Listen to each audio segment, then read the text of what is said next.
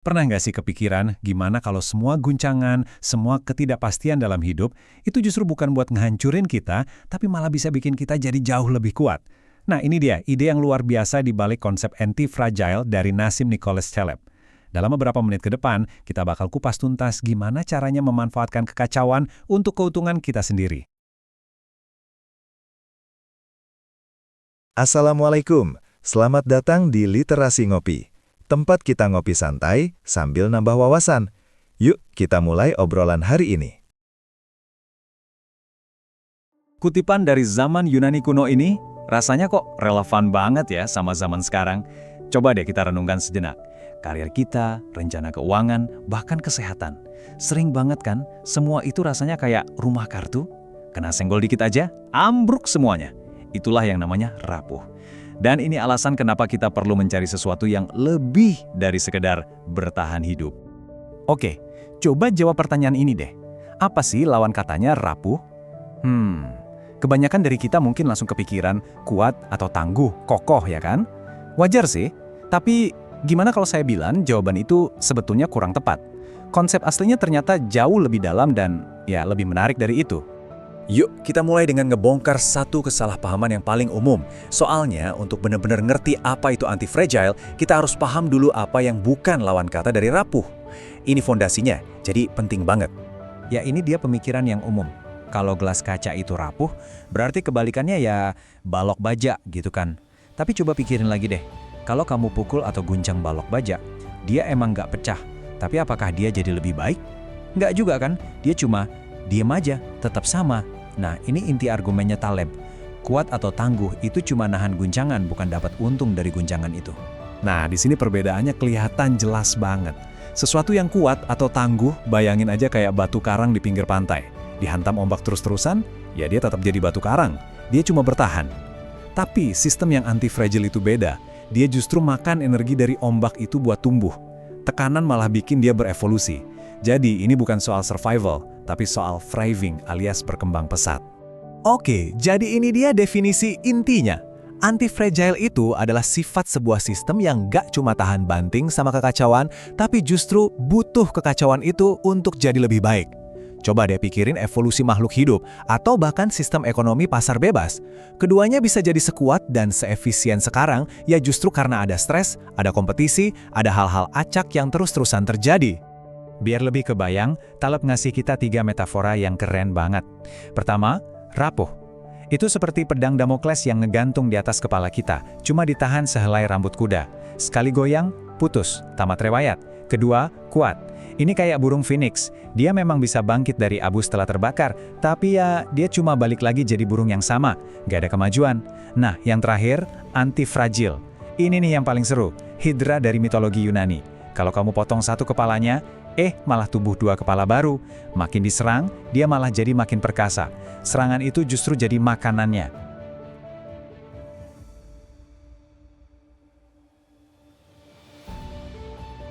Jadi pertanyaannya, gimana caranya sebuah sistem bisa memakan stres dan mengubahnya jadi kekuatan? Kok bisa? Nah, bagian selanjutnya kita akan bahas mekanismenya. Ini bukan sihir sama sekali, tapi soal desain dan cara merespon tekanan dengan benar. Coba perhatikan grafik ini. Sumbu yang ke atas itu nunjukin dampak ke sistem. Di sebelah kiri, zona merah, stres itu dampaknya negatif, sistemnya rusak. Nah, itulah kerapuhan. Terus di tengah, zona kuning, sistemnya bertahan, dampaknya netral. Itulah kekuatan. Tapi, coba lihat zona hijau di sebelah kanan. Begitu stresnya ditambah, kurvanya malah naik ke area positif. Inilah antifragilitas. Semakin banyak tekanan, tentunya sampai batas tertentu, kinerjanya malah semakin bagus. Nah, ini poin yang krusial banget. Anti-fragile itu bukan berarti kita jadi kebal sama semua jenis dan level stres. Ada batasnya. Grafik ini nunjukin kalau ada zona optimal di mana stres itu bermanfaat. Tapi kalau stresnya keterlaluan, terus didorong sampai ngelewatin titik kritis atau tipping point, sistem yang tadinya anti-fragile pun bisa hancur lebur. Jadi kuncinya bukan membabi buta nyari stres, tapi mencari dosis stres yang pas. Konsep ini mungkin kedengarannya agak abstrak ya, tapi sebetulnya alam semesta udah mempraktikkan ini selama jutaan bahkan miliaran tahun.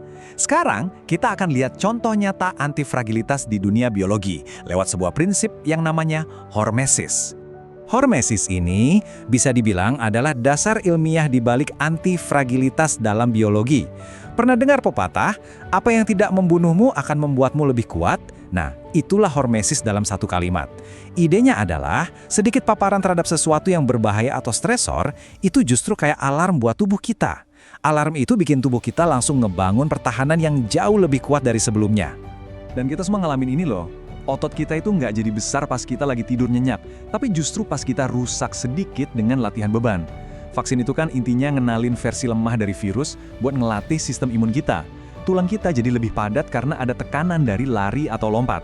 Tubuh kita itu pada dasarnya adalah mesin anti-fragile yang luar biasa. Dia justru butuh stres yang terukur untuk jadi lebih baik.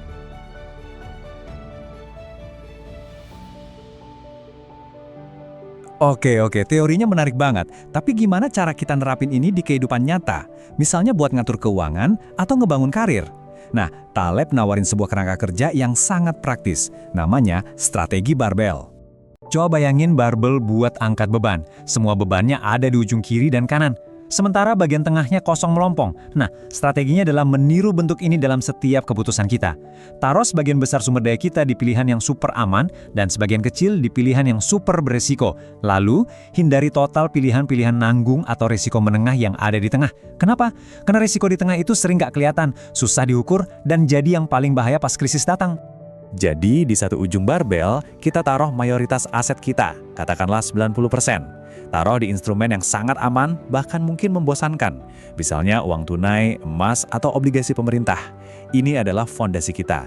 Jaring pengaman yang ngejamin kita nggak akan pernah bangkrut total. Nggak peduli badai ekonomi segede apapun yang datang. Terus sisa 10%-nya kita taruh di ujung barbel yang satunya lagi. Di hal-hal yang sangat spekulatif. Misalnya investasi di startup kecil, kripto, atau proyek-proyek gila lainnya. Nah, di sini ada keindahan yang luar biasa. Kerugian maksimal kita itu ya cuma 10% itu aja, terbatas. Tapi, potensi keuntungannya bisa 100 kali lipat, 1000 kali lipat, nggak ada batasnya. Dengan cara ini, kita kebal dari kehancuran, tapi pada saat yang sama, kita membuka pintu untuk keberuntungan yang luar biasa besar.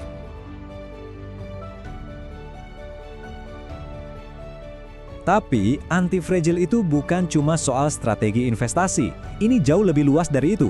Ini adalah sebuah pola pikir, sebuah filosofi hidup yang bisa mengubah total cara kita ngadepin segala sesuatu, terutama kegagalan dan ketidakpastian. Salah satu cara paling ampuh buat jadi anti-fragile itu lewat prinsip yang disebut via negativa, atau perbaikan melalui pengurangan. Idenya sederhana banget. Seringkali cara tercepat untuk jadi lebih baik itu bukan dengan nambahin hal-hal positif, tapi justru dengan ngebuang hal-hal negatif yang bikin kita rapuh. Coba deh kita lihat perbandingan ini. Daripada kita nanya, suplemen apa lagi ya yang harus saya minum biar sehat? Coba deh ganti pertanyaannya jadi, makanan gak sehat apa ya yang harus saya hilangkan? Daripada sibuk nyari aplikasi produktivitas terbaru, gimana kalau kita mulai dengan menghilangkan notifikasi media sosial dari ponsel? Menyingkirkan sumber-sumber kerapuhan ini seringkali efeknya jauh lebih dahsyat daripada terus-terusan nambahin solusi yang rumit. Kutipan dari Taleb ini kayaknya jadi rangkuman terbaik dari semua ide yang kita bahas. Coba bayangin, angin yang sama itu bisa matiin lilin kecil, tapi justru bisa bikin api unggun berkobar makin besar. Lilin itu rapuh, api unggun itu anti-fragile. Pertanyaannya buat kita sekarang adalah, gimana caranya kita membangun hidup kita agar kita jadi seperti api yang justru berharap dan mendapat energi dari datangnya angin? Sebagai penutup, saya mau ngajak Anda semua merenungkan pertanyaan ini. Di area mana dalam hidup Anda, entah itu karir, kesehatan, atau kreativitas, yang selama ini Anda terlalu jaga, terlalu lindungi, terlalu menghindari guncangan? Gimana kalau Anda coba dengan sengaja masukin sedikit kekacauan yang terkendali, sedikit tantangan baru? Bukan untuk menghancurkan diri, tapi justru untuk memicu pertumbuhan. Karena disitulah kekuatan sejati dari menjadi anti-fragile bisa kita temukan.